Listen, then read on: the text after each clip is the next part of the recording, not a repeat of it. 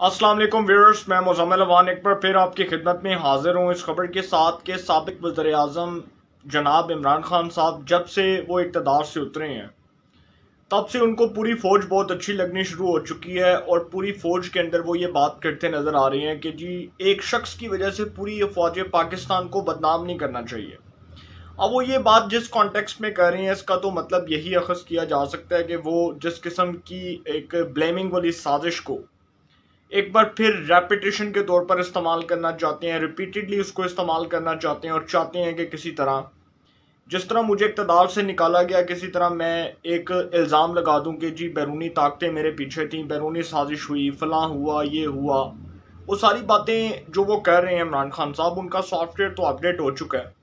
क्योंकि इक़्तिदार से उतरने के बाद उनको अब ये ख्याल आ चुका है कि मेरा जो सॉफ्टवेयर है वो मज़ीद वो पुराना वाला जो सॉफ्टवेयर है वो नहीं चल सकता। लिहाजा उन्होंने अपना सॉफ्टवेयर अपडेट कर लिया और वो अब जो ब्लेमिंग पोजीशन पर आ चुके हैं, जो वो ब्लेम करना चाह रहे हैं army chief general Qamar Javed Bajwa साहब को, और वो समझते हैं इमरान खान साहब ये समझते हैं कि शायद उनको इक़्तिदार से निकालने की जो सबसे बड़ी वजह है उसके पीछे एक इस्टेब्लिशमेंट का रोल है या इस्टेब्लिशमेंट ने उनको नॉकआउट किया। बिल्कुल ये गलत है। इमरान खान साहब अपनी हरकतों की वजह से निकले, उन्होंने अपने तहादियों की डिमांड्स पूरी नहीं की, अपने तहादियों को साथ लेकर नहीं चले। उनके तहादियों ने मुश्किल वक्त में उनको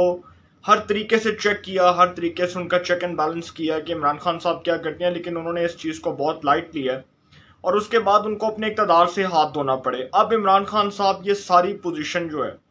वो इसलिए इस पोजीशन पर अपने आप को स्टेबल करना चाहते हैं कि किसी तरह उनका साजिश वाला बयानिया चल जाए, या वो जो एक अमरीकी साजिश वाला जो बयानिया है उसके ऊपर तो मैं आगे जाकर आपको बड़ी डिटेल से ये बात बताने जा रहा हूँ कि इमरान खान साहब किस तरह कौम को बेवकूफ़ बना रहे हैं एक ही बयानिए को लेकर कि जी मेरे खिलाफ साजिश हुई है और मेरे खिलाफ इस साजिश के अंदर अपोजिशन का भी हाथ है और अपोजिशन इस्तेमाल हुई है। और वो जो फिर ट्विटर के ऊपर इम्पोर्टेड गारमेंट नामंजूर के नारे लग रहे हैं, वो जो एक फेक किस्म का जो है वो एक बार बार हैशटैग चलाया जा रहा है और मैं बहुत हैरान हूँ इस बात के ऊपर। मुझे बहुत ज़्यादा इस बात पर हैरानगी हो रही है कि वो हमारे जर्नलिज्म के वो बहुत ही अजीम किस्म के सपोर्ट, जिनका मैं खैर अब नाम नहीं लूँगा क्योंकि जर्नलिस्टिक टर्म्स को सामने रखते हुए अगर मैं तनकीद करूँगा तो मैं तनकीद भी एक स्टैंडर्ड के साथ करूँगा। मैं उनका नाम तो नहीं लेना चाहता, लेकिन मैं बहुत हैरान हूँ कि इमरान खान साहब का वो जो बयानिया अमरीकी साजिश वाला,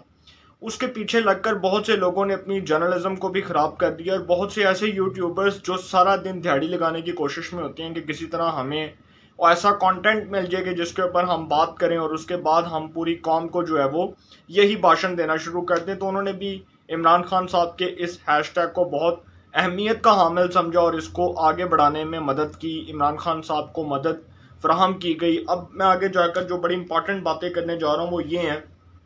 कि जी इमरान खान साहब ने इस बात का इतराफ़ किया कि पूरी फौज जो है उसकी वजह से एक शख्स की वजह से पूरी फौज पाकिस्तान को बदनाम नहीं किया जाना चाहिए और ना ही उसको किया जा सकता है।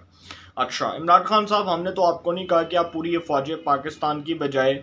आप जो है वो एक शख्स को तनकीद की जद में लाएं, या आप एक शख्स को निकाल कर कहें कि जी एक शख्स की वजह से पूरी फौज पाकिस्तान को जो है वो नहीं उसको डिग्रेड करना चाहिए, क्योंकि अगर एक शख्स बुरा है तो पूरी फौज पाकिस्तान बहुत अच्छी है। अच्छा इमरान खान साहब 2018 में इक़्तिदार में आए तो उनका एक स्टेटमेंट था, वो मैं आपको बताता हूँ। वो ये था कि वो कहते थे कि जनरल बाजवा जैसा अजीम सिपा सलार पाकिस्तान को ना कभी मिला है और ना कभी मिलेगा। फिर वो ये बातें भी करते रहे क्योंकि एक्सटेंशन भी उन्होंने खुद दी, जनरल बाजवा साहब को 3 साल तौसीब भी फराहम की गई। वो एक अलग बात है कि सुप्रीम कोर्ट ऑफ पाकिस्तान में एक रिट पटिशन दायर की गई, एक दरख्वास्त दायर की गई और उस दरख्वास्त में मौक़िफ़ भी अपनाया गया जनरल बाजवा की मुद्दत मुलाजमत से मुतल्लिक। Honourable supreme court of Pakistan ने कहा कि पार्लियामेंट इसका तयन करें, हम तो 6 महीने की एक्सटेंशन दे रहे हैं। उसके बाद उनकी वो जो 3 साल एक्सटेंशन थी वो बरकरार रही। तो अब इमरान खान साहब किस मुंह से जनरल बाजवा साहब के ऊपर तनकीद कर रहे हैं? क्या वो इक़्तिदार से उतरने के बाद ये समझते हैं कि जी मेरे खिलाफ कोई साजिश हुई, क्या मेरे खिलाफ कोई ऐसा मवाद लाया गया कि जिसके तहत मुझे हटा दिया गया, मेरी हुकूमत का खात्मा हो गया और एक इम्पॉर्टेंट गवर्नमेंट जो इमरान खान साहब की नज़र में एक इम्पॉर्टेंट गवर्नमेंट है वो आ गई, इक़्तिदार पर आई और वो इक़्तिदार पर आकर काबिज़ हो गई? बिल्कुल ऐसा कुछ नहीं है। ये बेसिकली भुट्टो बनने की कोशिश कर रहे हैं इमरान खान साहब और वो चाहते हैं कि मैं अपना एक बयानिया ऐसा एक अपना जो है वो स्लोगन अवाम में लेकर जाऊं कि अवाम मुझे समझे कि तुम तो भुट्टो जैसे लीडर हो, तुमने तो कौम के लिए बहुत कुर्बानियां दी, तुम इक़्तिदार से उतरे तो तुमने इस हुकूमत को नहीं चलने दिया, तुमने इम्पोर्टेड गारमेंट के खिलाफ जो है वो जदोजहद की। इमरान खान साहब की 22 साल जदोजहद भी हमने देखी। वो 22 साल जदोजहद ये थी कि वो क्रिकेट के दौर में, इसमें कोई शक नहीं कि वो एक बहुत बेहतरीन किस्म के ऑलराउंडर थे, वो बहुत अच्छे बैट्समैन भी थे, बॉलर भी थे। उन्होंने 1992 का जो वर्ल्ड कप जितवाया, वो जो हमारी कौम यूथ है उसकी नज़र में इमरान खान साहब ने जितवाया। बाकी सारी जो टीम थी वो पागल थी और वो बाकी सारे जो खिलाड़ी खेल रहे थे उनकी उसमें कोई कंट्रीब्यूशन नहीं थी, जस्ट इमरान खान साहब की कंट्रीब्यूशन थी।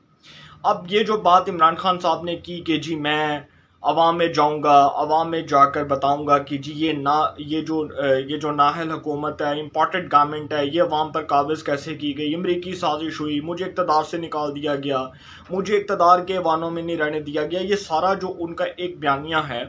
ये बेसिकली वो बना रहे हैं एस्टैब्लिशमेंट के खिलाफ। एस्टैब्लिशमेंट के खिलाफ वो इस बयानिए को प्रमोट कर रहे हैं ताकि अवाम में वो जाएं और अवाम में जाकर बता सकें कि जी देखो जी इस्टेब्लिशमेंट तो चलने नहीं दे रही थी मुझे। अच्छा, फिर वो नवाज शरीफ पर भी तनकीद करते हैं, फिर वो जरदारी साहब पर भी तनकीद करते हैं। अगर वो बहुत अच्छे हों तो फिर वो अवाम में जाकर ये बात बताएं ना कि जो नवाज शरीफ साहब को निकाला गया, जो नवाज शरीफ साहब को इक़्तिदार से बाहर किया गया 1999 के अंदर, जब जनरल परवेज मुशर्रफ ने उनकी 2/3 अक्सरियत से मुंतखब जमहूरी हुकूमत का तख्ता उल्टा, तब भी वो गलत था, वो इकदाम तो बिल्कुल गलत था। अब इमरान खान साहब इस इकदाम को कैसे सपोर्ट करेंगे, ये भी उनको चाहिए कि वो अवाम को जाकर बताएं कि जैसे मुझे इक़्तिदार से निकाला गया ऐसे ही नवाज शरीफ को निकाला गया और दोनों दफ़ा ये इकदाम बिल्कुल गलत था। इसकी 100% अगर वो तौसीक कर देती हैं तो इट मीन्स कि उनका बयानिया बिल्कुल अवाम में प्रोमोट हो जाएगा, इसमें तो कोई शक नहीं है। दूसरी बात, अब वो ये बात कर रहे हैं, वो भुट्टो बनने की कोशिश कर रहे हैं, वो ये नहीं देख रहे कि भुट्टो ने पाकिस्तान को आइन दिया, भुट्टो ने पाकिस्तान में जो है वो नज़रिया ज़रूरत को ज़िंदा नहीं होने दिया। पाकिस्तान के बेहतरीन किस्म के वो वज़ीर ख़ारजा भी रहे, वो पाकिस्तान के बेहतरीन किस्म के वज़ीर आज़म भी रहे। वो अवाम में जाते थे तो वो जो उनका एक असूल था, जो उनका एक बेसिक प्रिंसिपल था, उससे अवाम मुतासर होती थी। वो अवाम में जाते थे, मैसिव क्राउड में जाते थे तो अवाम उनको देख कर मुतासर होती थी। वो एक बहुत अजीम लीडर थे। उनके फ़लसफ़े के ऊपर, उनकी तरजीहात के ऊपर, उनके बताए हुए एहकामात के ऊपर तो इमरान खान साहब जो है वो रत्ती भर भी अमल नहीं कर सकते और वो भुट्टो नहीं बन सकते, इसमें तो कोई शक नहीं है। दूसरी बात कि अब वो भुट्टो बनने के लिए क्या कर रहे हैं कि किसी तरह मैं सियासी शहीद बन जाऊं। अच्छा, भुट्टो सियासी शहीद नहीं बने। भुट्टो सियासी शहीद तब बने जब उनके साथ गलत किया गया, ज़िया-उल हक साहब ने उनको फांसी के फंदे पर लटकाया और एक गलत फैसला, आमराना फैसला, जो आज तक पाकिस्तान की पॉलिटिकल हिस्ट्री के अंदर एक स्याह दिन के तौर पर याद रखा जाता है, उसको आज भी आवाम उसी तरह मुस्तरद करती है जैसे उसको आवाम ने उस वक्त मुस्तरद किया था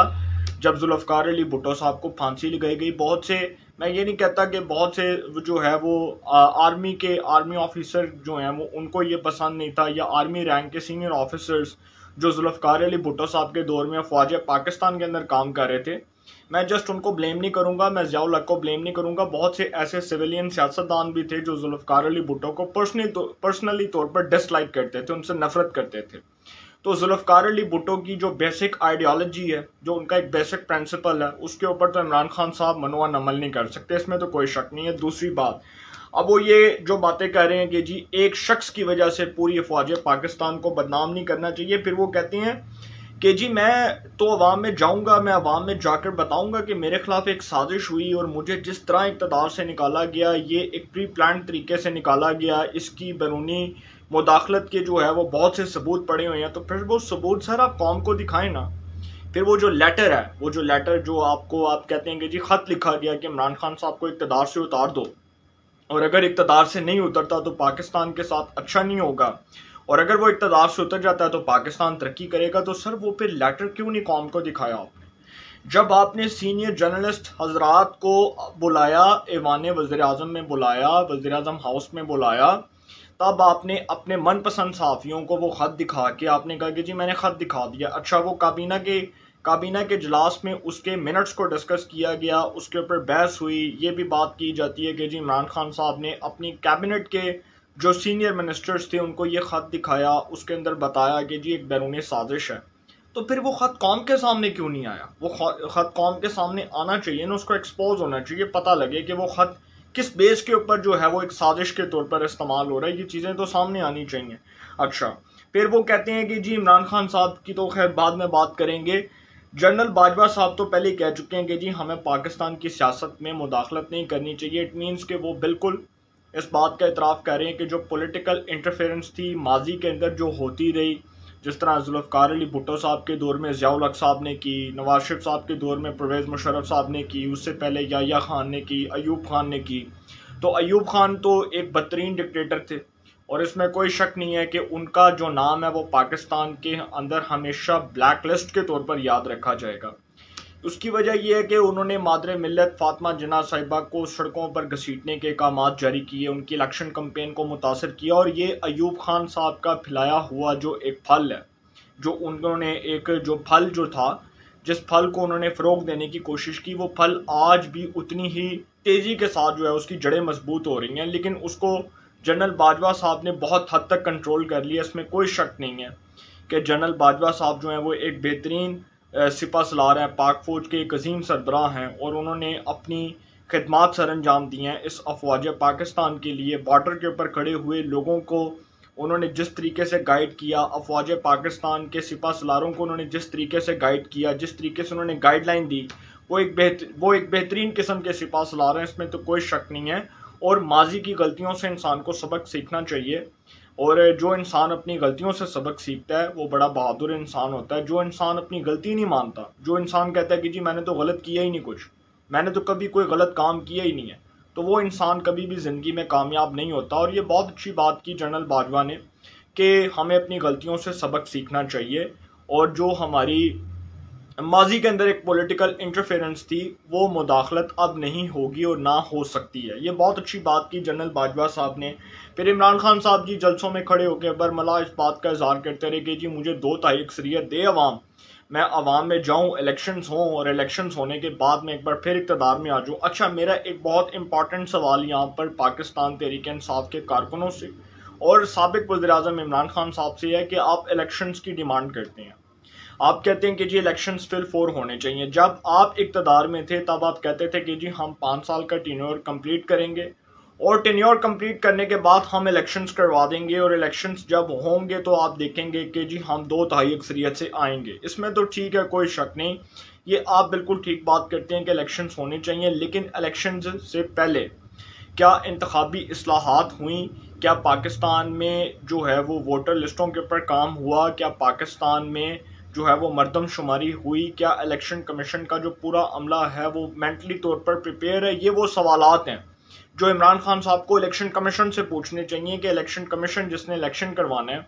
जिसने साफ और शफाफ इलेक्शन करवाना है, अगर आज वो ये डिमांड करते हैं इमरान खान साहब के इलेक्शंस हो जाएं, इस मुल्क में फ्री एंड फेयर इलेक्शंस हो जाएं, तो sir free and fair elections तब तक नहीं हो सकते जब तक इंतखाबी इस्लाहात नहीं होंगी, जब तक पाकिस्तान के अंदर मरदमशुमारी नहीं होगी, जब तक इलेक्शन कमीशन का अमला तैयार नहीं होगा, उसके मेंबरान की तैनाती जो है वो अमल में नहीं आ जाएगी, जो मेंबरान की जो सीट्स खाली हैं, जो रिटायर हो चुके हैं, उनकी जगह कोई नए लोग नहीं आ जाएंगे, जब तक इलेक्शन कमीशन जो है वो पूरे मुल्क के अंदर एक मरदमशुमारी नहीं करवा लेता, एक पूरे प्रोसेस को जो है वो किसी भी तरह कंटिन्यू नहीं कर लेता, तो वो सारा कुछ नहीं हो सकता। ये सब कुछ इम्पॉसिबल है। इसलिए इम्पॉसिबल है क्योंकि इलेक्शंस करवाना इलेक्शन कमीशन का काम है, जो कि एक आईनी इदारा है, और जब तक वो तैयार नहीं होगा तो इलेक्शंस कैसे हो सकते हैं? ये तो इमरान खान साहब जलसों में जाकर बात कर रहे हैं कि जी मुझे 2 तिहाई अक्सरियत मिल जाएगी, और वो समझते हैं कि जनरल बाजवा पर तनकीद करके पूरी अफवाज पाकिस्तान को जो है वो तारीफ़ करके उनको जो है खुश करके तो मैं शायद अपना वो जो चूरन है वो बेच लूँगा अवाम में जाकर। ऐसा नहीं होगा। इसलिए नहीं होगा क्योंकि इमरान खान साहब अदालती फ़ैसले आपके ख़िलाफ़ हैं। आपने आइन को जिस तरह से पामाल किया, पाकिस्तान के कॉन्स्टिट्यूशन को जिस तरह से पामाल किया, डिप्टी स्पीकर की रूलिंग करवाकर आपने पूरे सिस्टम को मैनिपुलेट करने की कोशिश की, पाकिस्तान के आइन की धज्जियाँ उड़ाई, पाकिस्तान के पार्लिमानी निज़ाम के ऊपर सवालात उठाए, तो ये सब कुछ अदालत के फैसले के बाद भी अगर आप ये एक्सपेक्ट करते हैं कि अवाम आपको समझती है कि आप बहुत अच्छे लीडर हैं, इसमें कोई शक नहीं कि अवाम की पॉपुलैरिटी और उसका क्राउड आपको पसंद करता होगा, लेकिन अदालती फैसले चेंज नहीं हो सकते। इसलिए नहीं हो सकते क्योंकि अदालत का फैसला जिसके ऊपर मोहर लग चुकी है, जिसके ऊपर स्टैंप लग चुकी है, उस फैसले को तस्लीम तो करना पड़ेगा। वो तो अदालत का फैसला है, ऑनरेबल कोर्ट का फैसला है, ऑनरेबल कोर्ट ने अपना एक फैसला जारी किया। अच्छा, दूसरी बात वो ये बात करते हैं, जो साजिशों की बात करते हैं, यहाँ से मैं एक और बात करने जा रहा हूँ, आपसे बड़ी इंपॉर्टेंट बात करने जा रहा हूँ। वो ये कि जी जो इमरान खान साहब ने एक साजिश वाला चूरन बेचना शुरू किया हुआ है, अभी 1 से 2 दिन पहले जो उनकी मुलाकात हुई है इल्हान उमर से, और उसके बाद जो अमेरिका का एक वफ्द आया हुआ है पाकिस्तान में जिसके साथ उनकी मुलाकात हुई है, पहली बात तो ये है कि अब इमरान खान साहब किस मुंह से साजिश का जो है वो राग लापेंगे, किस मुंह से साजिश की बात करेंगे, क्योंकि वो खुद अमरीकी नुमाइंदों से मुलाकात कर रहे हैं। बहुत से लोग जिन्होंने ट्विटर के ऊपर ये बात की ना कि जी वो जो आप कह सकते हैं जो बाइडन साहब जो हैं वो जी उनके साथ इनका कोई ताल्लुक नहीं है, ये जो अमरीकी वफ्द आया है इसका जो बाइडन के साथ कोई ताल्लुक नहीं है। तो सर आपकी इतला के लिए अर्ज़ है, for your kind information, Ilhan Omar और इस तरह का जो पूरा वफ्द आया है ये भी अमेरिका की पॉलिटिक्स में है, ये भी अमेरिका की पॉलिटिक्स में उतनी ही अहमियत रखता है जितनी जो बाइडन साहब रखते हैं। और ये आप जो पूरी कौम को ये बेवकूफ़ बनाने की कोशिश कर रहे हैं कि जी नहीं जी वो तो एक वफ्द आया और वो इमरान खान साहब से मिला। अच्छा, वो वफ्द इमरान खान साहब से मिला तो इमरान खान साहब ने उस वफ्द के सामने ये बात क्यों नहीं की कि मेरे खिलाफ एक अमरीकी साजिश हो रही है, क्योंकि अमेरिका के तो नुमाइंदे मिले ना इमरान खान साहब से, शाह महमूद कुरैशी साहब भी थे, इमरान खान साहब भी थे,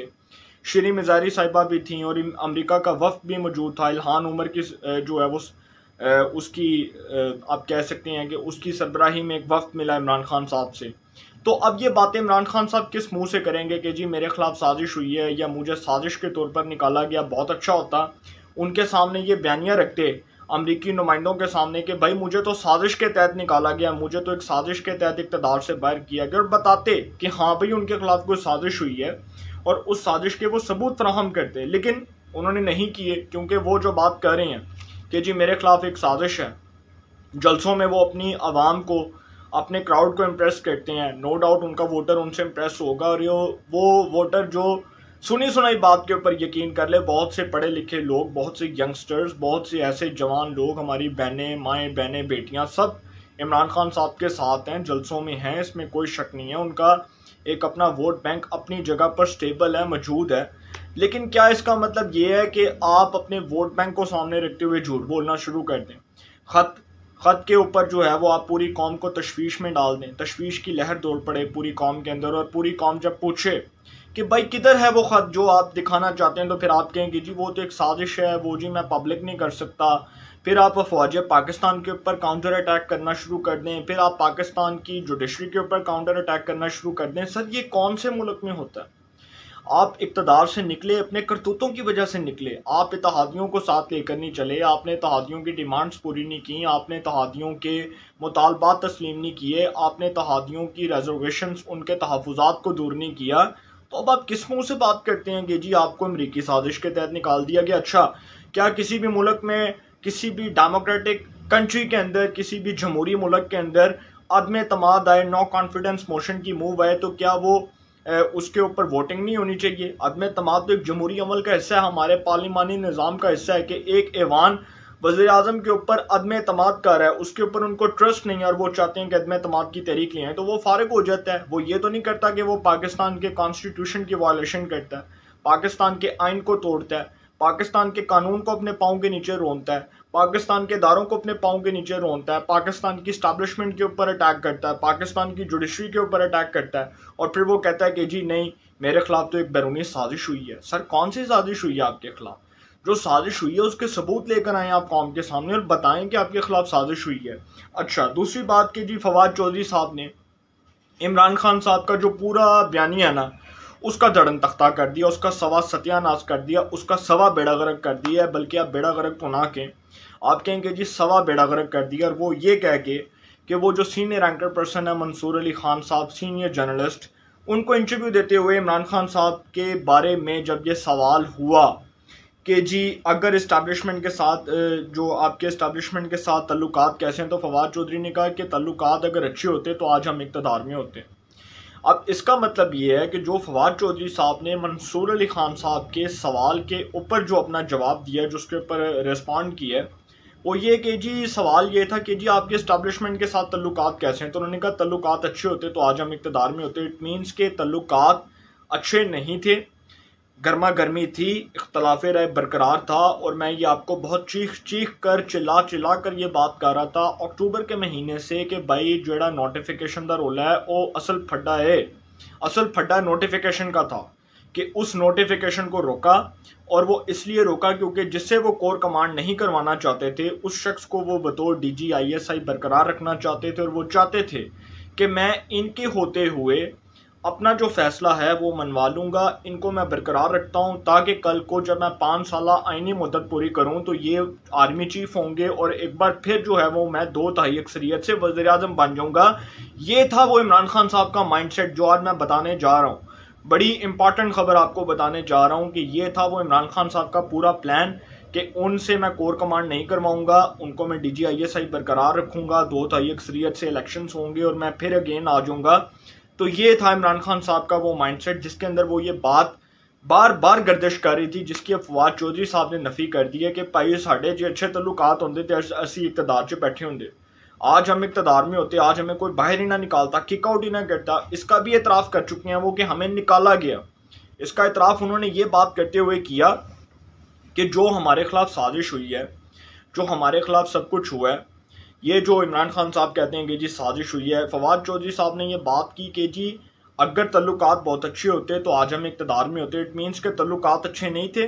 इख्तलाफ राय था और उस इख्तलाफ राय की बेस के ऊपर आज इमरान खान साहब जो है वो अपने इक़्तिदार से हाथ धो बैठे हैं। ठीक है, फिर दूसरा सवाल हुआ कि तल्लुकात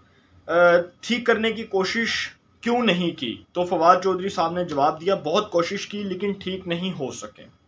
बहुत कोशिश की लेकिन ठीक नहीं हो सके क्योंकि इमरान खान साहब जो हैं वो एक बहुत लॉन्ग टर्म प्लानिंग करना चाह रहे थे और वो लॉन्ग टर्म प्लानिंग ये थी कि मार्च के महीने में जी एक नया आर्मी चीफ ले आऊँगा। उन्होंने जब देखा कि नोटिफिकेशन से बात बहुत आगे बढ़ गई है तो फिर उन्होंने सोचा कि जी एक नया आर्मी चीफ ले आऊँगा और उस आर्मी चीफ से आगे कंटिन्यू करवाऊँगा और जनरल बाजवा बरतरफ हो जाएंगे और मैं जो है वो मेरे वो जो है वो वारे न्यारे हो जाएंगे, सत्य खैरा हो जाएंगी और मुझे कोई कल को कुछ नहीं कहेगा। मुझे तो सब कहेंगे कि जी देखो नया आर्मी चीफ आ गया और इमरान खान साहब नया आर्मी चीफ ले आए, उनके पास तो इख्तियार है। अब तीसरा सवाल जो हुआ वो ये कि जी इस्टेब्लिशमेंट से तल्लुकात कब ख़राब हुए। तो फवाद चौधरी साहब ने बड़ा इम्पॉर्टेंट किस्म का जवाब दिया और उन्होंने कहा कि उन्होंने जो है ना वो एक आप कह सकते हैं कि पूरा इमरान खान साहब के बयानिए को मलिया मेट कर दिया, उसके ऊपर पानी फेर के रख दिया इमरान खान साहब के बयानिए के ऊपर। उन्होंने कहा कि जी वो वक्त करता है परवरिश बरसों, हादसा एकदम नहीं होता। जो उन्होंने बात की इस बात के अंदर ये जवाब है कि जी वक्त ने बहुत परवरिश की, हमारी बरसों परवरिश की, लेकिन ये जो हादसा हुआ हमारी हुकूमत के साथ ये एकदम नहीं हुआ, ये बहुत जल्दी नहीं हुआ। ये एक लॉन्ग टर्म प्लानिंग थी हमारी जिसके अंदर हमें नाकामी हुई है। वो खुद अपनी नाकामी का इतराफ़ कर रहे हैं कि वक्त करता है परवरिश बरसों, हादसा एकदम नहीं होता। ये जो फवाद चौधरी साहब ने बात की, अब इसके मुताबिक अगर हालात जो हैं इमरान खान साहब की जो हुकूमत है, अगर उसके हालात इतने अच्छे होते तो शायद आज हुकूमत अपनी मुद्दत पूरी कर चुकी होती। आज हुकूमत अपना टेन्योर जो है वो उसको आगे लेकर चलती और 5 साल टेन्योर एक दिन मुद्दत पूरी कर चुका होता। लेकिन अब वो हालात जो हैं वो बता रहे हैं कि इमरान खान साहब के हालात अच्छे नहीं थे और उनकी जो गवर्नमेंट थी उसकी इस्टेब्लिशमेंट के साथ जो एक इख्तलाफ राय पैदा हुआ, जिस बात पर हुआ वो बात भी मैंने आपको बताई। और उससे हटकर भी एक बात थी कि जी एक नया आर्मी चीफ ले आओ, एक कॉन्स्पिरेंसी थी ना, एक साजिशी थ्योरी थी कि जी एक नया आर्मी चीफ आ जाएगा और हालात ठीक हो जाएंगे। तो वो आप सबके सामने है। लेकिन जनरल बाजवा साहब जो है उन्होंने तो क्लियर कर दिया कि इमरान खान साहब के खिलाफ कोई साजिश नहीं हुई। DGISPR की प्रेस कॉन्फ्रेंस ने ये क्लियर कर दिया कि कोई अमरीकी हाथ नहीं है, कोई ख़त नहीं है, कोई इस किस्म का कोई बयानिया नहीं है। ये सब इमरान खान साहब ने जो नकली चोरन बेचने के लिए किया है इसमें तो उनको कामयाबी नहीं मिलेगी, क्योंकि ना तो इदारे इस बात को तस्लीम कर सकते हैं, ना ही ऑनरेबल कोर्ट कर सकती है, ना ही अपोजिशन कर सकती है, ना ही पाकिस्तान का कोई पढ़ा लिखा जी शऊर किस्म का शख्स इसको तस्लीम करने को तैयार है। क्योंकि जो बातें इमरान खान साहब कर रहे हैं ये बातें तो लोगों की समझ से बाहर हैं। हाँ, अगर वो समझते हैं कि वो पाकिस्तान के अंदर इदारों को इस हद तक मुताज़े बनाकर सड़कों पर निकलेंगे, वोटर को निकालेंगे, सड़कें बंद कर देंगे, जलाओ गिराए करेंगे, तो सर वो दौर नहीं है, वो दौर नहीं है। आप कुछ नहीं कर सकते, आप सड़कों पर निकलें, आप प्रोटेस्ट करें, आप डंडे मारें, आपका हाल जो रियासत ने करना है उसके बाद आप अपने इबरतनाक अंजाम के मुंतज़िर होंगे, क्योंकि रियासत किसी को माफ़ नहीं करती। जो रियासत के साथ पंगा लेता है, जो स्टेट के रेड को चैलेंज करता है, जो रियासत के रेड को चैलेंज करता है, उसको फिर रियासत माफ़ नहीं करती। आपके सामने है जुल्फ़कार अली भुट्टो साहब का हाल जो हुआ, अल्लाह माफ़ करे। वो अदालती फ़ैसला, वो मौलवी मुश्ताक का वो अदालती फ़ैसला जिसको आज भी आवाम मुस्तरद करती है। भुट्टो आज भी लोगों के दिलों में ज़िंदा है, क्योंकि वो एक पॉपुलर लीडर था, वो एक मैसिव क्राउड निकालने वाला बंदा था, वो बेसिक आइडियोलॉजी के ऊपर अमल करने वाला लीडर था, वो प्रिंसिपल्स के ऊपर, असूलों के ऊपर चलने वाला लीडर था। लेकिन इमरान खान साहब, आपकी गलत फहमी है कि आप भुट्टो बन जाएंगे और आप सड़कों पर निकलेंगे, अवाम को निकालेंगे और अदालती फैसले के खिलाफ और अफवाज पाकिस्तान के खिलाफ एक ट्रेंड चला देंगे, कहेंगे कि जी अदालतें भी मिली थी, एस्टैब्लिशमेंट भी मिली हुई थी। सर, ये नहीं हो सकता। इस मुल्क में जिसने भी रियासत की रिट को चैलेंज किया वो अपने इबरतनाक अंजाम को पहुंचा, और आप अगर ये काम करेंगे तो फिर सॉरी टू से आपके पल्ले पहले कुछ नहीं है। इक़्तिदार तो वैसे ही आपके हाथ से निकल चुका है, और अगर आप मज़ीद अगर इस किस्म की हरकतें करने की कोशिश करेंगे तो फिर आप अपने अंजाम को ज़रूर पहुंच जाएंगे, क्योंकि रियासत आपको माफ़ नहीं करेगी। इंशाल्लाह इस हवाले से जो भी अपडेट्स होंगी आपको इन्फॉर्मेशन मिलेगी। इंशाल्लाह फिर मुलाकात होगी। अपना बहुत ख्याल रखिएगा। अल्लाह निगहबान।